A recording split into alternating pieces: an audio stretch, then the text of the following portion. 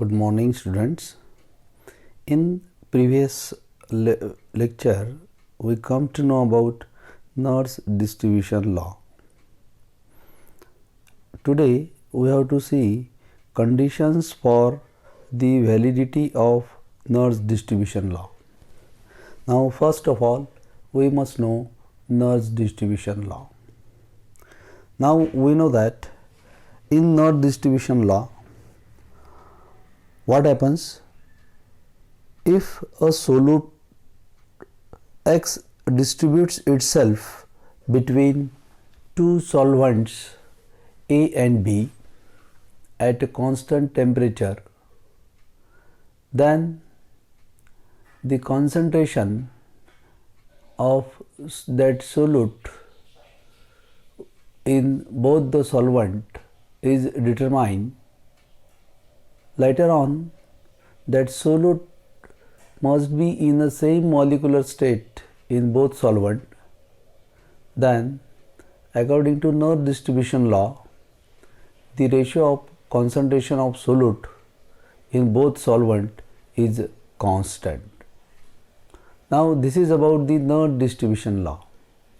Now, in this law, there are some conditions mentioned so that Nernst distribution law will follow.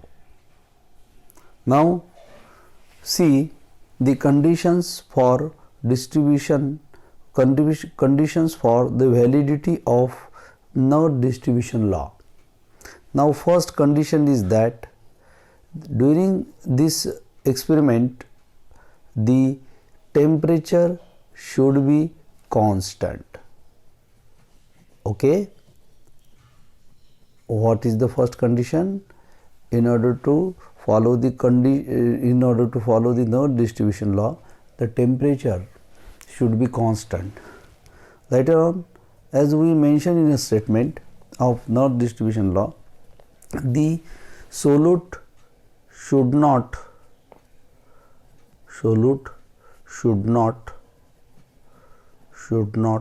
associate or dissociate in both of the solvents. That is, the solute must be in same molecular state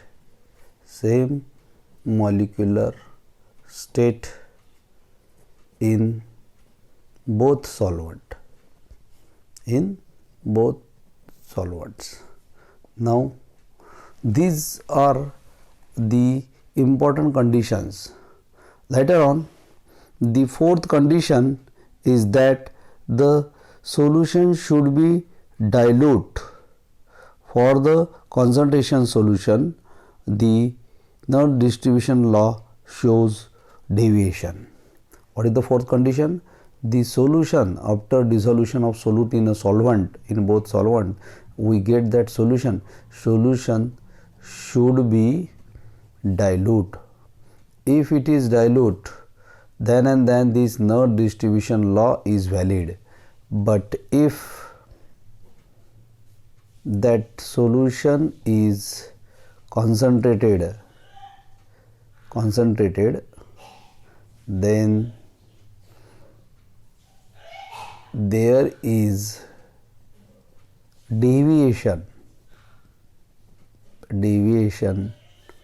from Nernst distribution law. Getting समझ में आ रहा है? Means ये जो solution बनता है nurse distribution law में दो सोल्यूट होते हैं. ओके, एक दो सॉल्वेंट होते हैं. एक होता है ये सॉल्वेंट बी, ये होता है सॉल्वेंट ए. ओके, ये दोनों सॉल्वेंट कैसे चाहिए? Two solvents must be immiscible. Okay, now that is the fifth and last condition, that two solvents must be immiscible, be immiscible. Immiscible. Immiscible means they cannot mix into each other. They cannot mix into each other. Means only solute can dissolve or partition in both of the solvent, but these two solvents should not be mixed into each other, that is they are immiscible, or they may be partially soluble. Partially means very low, very low soluble, partially or very low soluble into each other. Then and then this Nernst distribution law is followed. Are you getting clear? समझ में आ रहा है? Nurse distribution law follow करने के लिए अपन एक सोलूट X choose करते हैं. ये सोलूट X दो इमिसिबल सॉल्वेंट में ऐड करते हैं. एक सॉल्वेंट A, सॉल्वेंट B. ये दोनों सॉल्वेंट इमिसिबल होते हैं. They cannot mix into each other. Then solute get dissolved. After dissolving solute, it forms a solution. Then let be assume the concentration of this solute X in solvent A, let it be Ca. Then concentration of solute in solvent B, let it be Cb. Okay. Then according to Nernst distribution law, what is Nernst distribution law? This ratio of concentration of solute in both the solvent is constant, that is Kd. That is distribution coefficient, that is partition coefficient, that is distribution ratio, which we have been seen in the Nernst distribution law. Now in order to follow this Nernst distribution law, temperature should be constant during this experiment. Solute should not be associate or dissociate in both solvents. That is, solute must be in the same molecular state in both solvent. Now next condition is that the solution which is formed after dissolution of solute in both solvent should be very dilute. If that solution is concentrated, then Nernst distribution law shows some deviation. Okay. Now last and very important condition is that in Nernst distribution law, both of these solvent should be immiscible or they are soluble into each other by very small amount. Okay. Now this is about Nernst distribution law.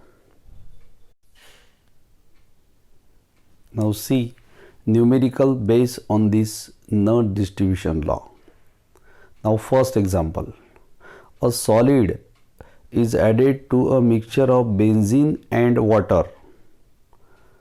After shaking well and allowed to stand, 10 ml of benzene layer was found to contain 0.13 gram of solute and 100 ml of water layer contained 0.22 gram of solute. Calculate the value of distribution coefficient. Okay. Now see in this problem, two solvents are there and these two solvents are, first solvent is benzene and another solvent is water. Okay. Now these two solvents forms layer, they are immiscible.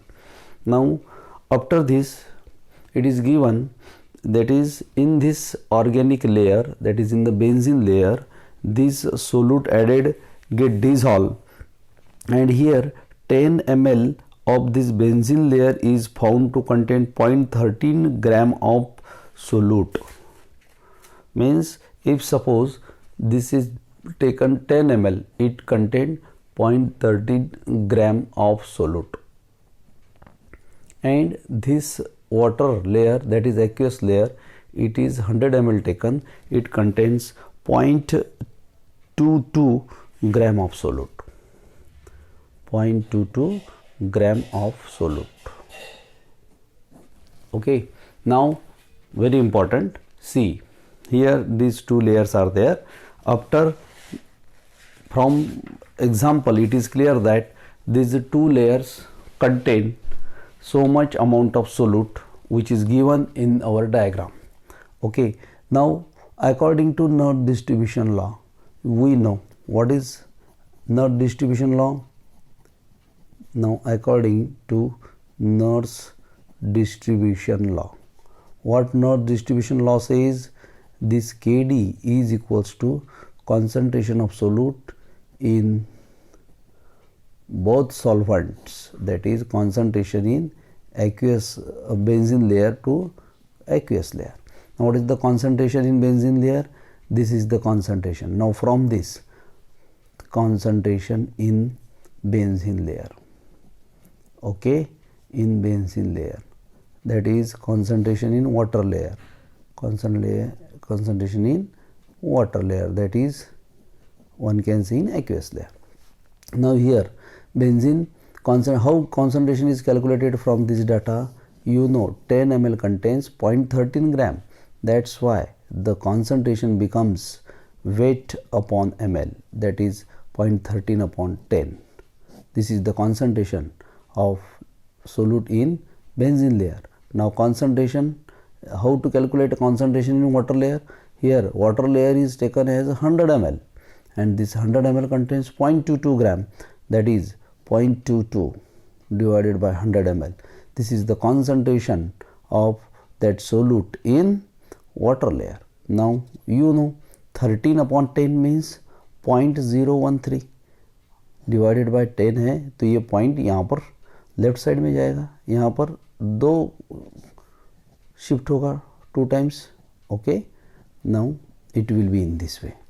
Now after calculating this ratio is by calculator 0.13 means 13 into 10 raised to power minus 3, here 22 into 10 raised to power minus 4.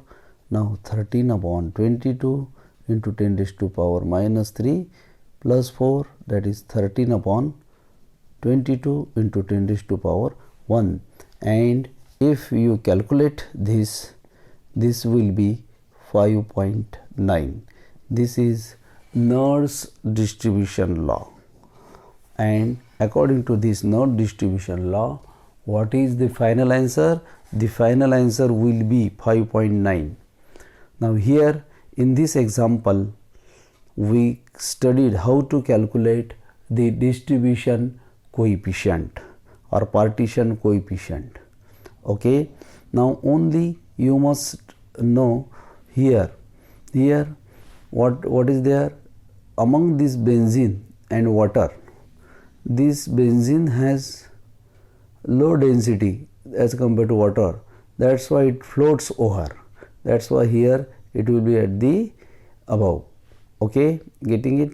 Now you know there is a density difference, but the density is more, it will be at the bottom, and density is less, it will be at the top when there is a formation of 2 layers. Okay, now here concentration is weight upon volume. Okay, how many gram of solute is there? 0.13 gram, which is present in benzene layer 10 ml, that's why 0.13 divided by 10 is the concentration of that solute in benzene layer. Now 100 ml of water layer contains 0.22 gram of solute, that's why concentration will be 0.22 divided by 100. Now after calculating this you will get this distribution coefficient, that is 5.9. Okay, now this is the first numerical based on this Nernst distribution law. I think you getting it. Try to solve the further examples from book. Okay, there are some examples which are solved and there are unsolved examples at the end of the book after this chapter. Solve at home. If any difficulty, then contact me. Okay, thank you very much.